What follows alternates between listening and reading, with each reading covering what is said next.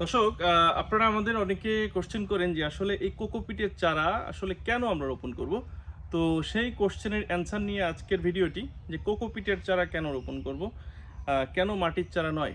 আসলে কোকোপিটের চারাতে মাটিবাহিত যে রোগ, প্রাথমিক যে বিষয়টা মাটিবাহিত যে রোগ, সেটা থাকে না। আর কোকোপিটের চারা যেহেতু কোকোপিটে উৎপাদিত, এটার শতভাগ শিকড় থাকে, এটার কারণে এটার ওই মাটির সাথে এটার কোনো সম্পর্ক নেই, এটার মাটির কোনো স্পর্শই নেই, যার কারণে এটা আপনার ওই যে মাটিবাহিত রোগ সেটা আসে না। দ্বিতীয়ত হচ্ছে যে এই কোকোপিটের চারাটা অত্যন্ত শক্ত হয়। এই যে দেখেন, আমি আবারও দেখাচ্ছি যে এটা হার্ডেনিং কতটা শক্ত হলে এভাবে চারাটা থাকে। চারাটাকে আপনি ভাঁজ করতে পারবেন না, ভাঁজ করলে চারাটা ভেঙে যাবে। এবং এই চারাটা আপনি রোদের ভিতরে যে কোনো সময় রোপণ করতে পারবেন, কিন্তু মাটির চারা সেটা পারবেন না। মাটির চারা রোপণ করলে সচরাচর আমরা কখন রোপণ করি, ধরেন হচ্ছে সন্ধ্যার ঠিক এক মুহূর্তে রোপণ করা শুরু করি, অনেকে রাতেও রোপণ করে।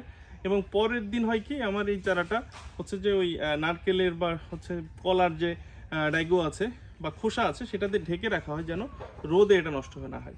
কিন্তু আপনার কোকোপিটে উৎপাদিত চারা এই ঝামেলাটা টোটালি নেই। এটি আপনি দিনে প্রচণ্ড রোদের ভিতরে রোপণ করতে পারবেন এবং হচ্ছে কোনো ঢাকাঢাকির ঝামেলা নেই। হ্যাঁ, তো আরেকটা বিষয় হচ্ছে যে এই কোকোপিটের চারাটা প্রচণ্ড হার্ড হয়ে থাকে। হ্যাঁ, তো হার্ড হয়ে থাকার কারণে যখন আমরা মালচিংয়ে এটা রোপণ করি, তো মালচিংয়ে লাগানোর পরে মালচিংয়ের সাইড দিয়ে যে হিটটা আসে, হিটটাই মূলত চারাটা নষ্ট করে ফেলে। তো এই কোকোপিটের চারা থাকলে আপনার ওই হিটটা অ্যাবজর্ব করতে পারবে। হ্যাঁ, এবং আপনারা যারা মালচিংয়ে চারা রোপণ করছেন তাদের সতর্কতা হচ্ছে যে একটু মাটি নিয়ে বেশি মাটি গোড়ায় দিয়ে দিবেন, যেন হচ্ছে ওই হিটটা এর গোড়ায় না লাগে, কম লাগে। হ্যাঁ, তো সেই চেষ্টা করবেন।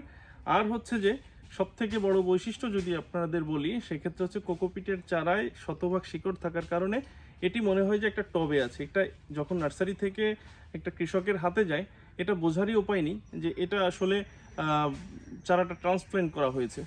তো চারাটা বুঝতে পারে না যে আমি কোথা থেকে কোথায় গেলাম, আর যার কারণে এটা ঢলে পড়ে না, এটা মারা যায় না। তো আপনি যদি একটা মাটির চারার সাথে এটা কম্পেয়ার করেন, তাহলে হচ্ছে যে 15 দিন আপনি অ্যাডভান্স ফলন পাবেন এটাই। এবং আরও একটা বৈশিষ্ট্য হচ্ছে, যখন আপনি একসাথে অনেকগুলো চারা রোপণ করবেন কোকোপিটে উৎপাদিত চারা, এটার মর্টালিটির হার যেহেতু আপনার একেবারে কম থাকে, 1 থেকে 2% ম্যাক্সিমাম ধরা হয়। তো সেক্ষেত্রে আপনার গাছগুলো একইভাবে বেড়ে ওঠে। আর মাটির চারা রোপণ করলে আপনার ঘন ঘন চারা মারা যায়। তো মারা যাওয়ার কারণে আমরা এটা রিপ্লান্টেশন করি। তো রিপ্লান্টেশন করলে হয় কি, ওই চারাগুলো একটা বড় হয়ে যায়, একটা ছোট হয়ে যায়, দেখা যাচ্ছে কোনো গাছে ফুল চলে আসছে, আমি আবার রিপ্লান্টেশন করতেছি।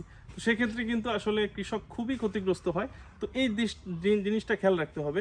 তো এই জন্য আসলে আপনারা কোকোপিটের চারা নিজেরা উৎপাদন করতে পারেন। আমরা বিভিন্ন প্রসেসিং আপনাদের দেখিয়ে থাকি, এবং হচ্ছে চাইলে আপনারা আমাদের থেকে সংগ্রহ করতে পারেন। আমাদের কাছে আপনারা দেখছেন যে আমাদের পলিনেট হাউসের ভিতরে অ্যাভেলেবেল চারা আছে।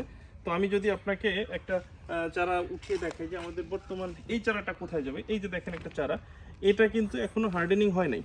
তো এই চারাটা হার্ডেনিংয়ের জন্য আমাদের হার্ডেনিং শেডে চলে যাবে। আপনাদের হার্ডেনিং নিয়ে বেশ কিছু ভিডিও দেখিয়েছি।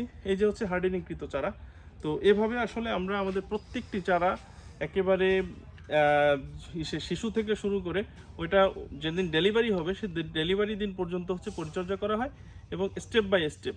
ঠিক আছে, তো এটা আসলে একদিনের মানে না, এটা আপনার টোটাল 30 থেকে 35 দিন বয়স পর্যন্ত আমরা এই চারাটাকে নিয়ে যাই। ঠিক আছে, এর জন্য আমাদের এখানে বেশ কিছু পরিচর্যা থাকে, যেমন হচ্ছে প্রথম থেকে এটাকে ফাঙ্গিসাইড দেওয়া। তারপর হচ্ছে যখন আমরা এটা বাইরে নিয়ে যাই, তখন আমরা হালকা ডোজে কীটনাশক দিয়ে থাকি, এবং সেটা বায়োপেস্টিসাইডে আমরা বেশি প্রায়োরিটি দিয়ে থাকি, এবং ফাঙ্গিসাইডেও আমরা হচ্ছে যে বায়োফাঙ্গিসাইড, যেমন হচ্ছে আপনার ট্রাইকোডার্মা জাতীয় জিনিস বেশি ব্যবহার করি।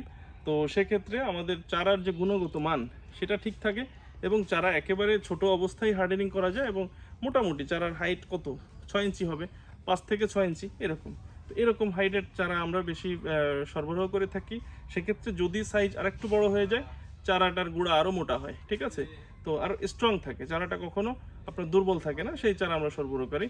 তো বিষয়টা যদি আপনাদের, যে বিষয়টা বলেছি এটা যদি বুঝে থাকেন, তাহলে অবশ্যই একটা লাইক দিবেন এবং একটা কমেন্টস করবেন। তো ধন্যবাদ, আসসালামু আলাইকুম।